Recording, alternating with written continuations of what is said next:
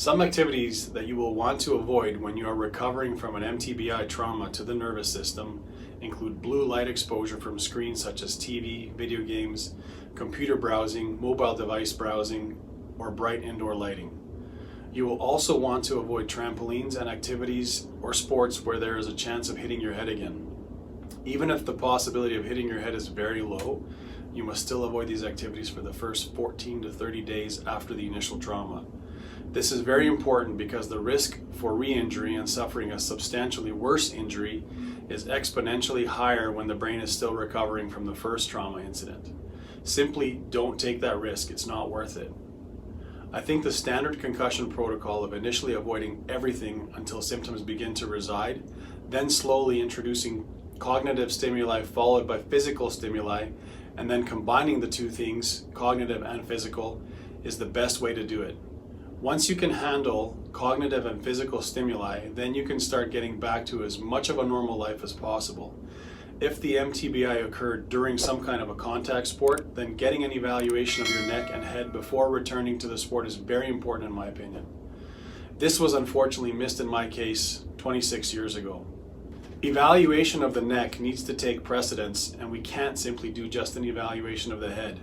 because they may not find anything in the brain imaging, such as a brain bleed,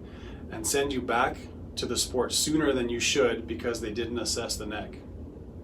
However, I've found far too often, I don't know what that exact percentage is, but it's quite high in my opinion, that when you have a head trauma, the shear forces that go through the neck result in a neck trauma as well in a lot of these people's cases where the individual and other doctors only think that they have a head injury. As a parent myself now, I strongly believe parents that have children in contact sports and any professionals that are in contact sports need to look at assessing everything that could be involved when they've experienced this traumatic impact and not just focus on the head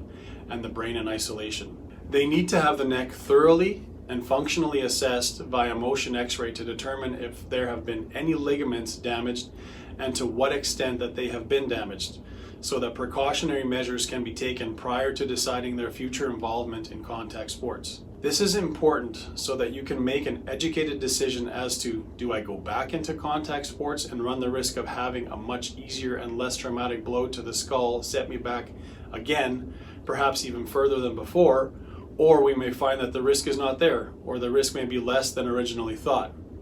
Therefore, assessment of the upper neck, especially as well as the entire neck, is crucial and mandatory following any type of MTBI or concussion-like impact to the head. It should be mandatory in my opinion.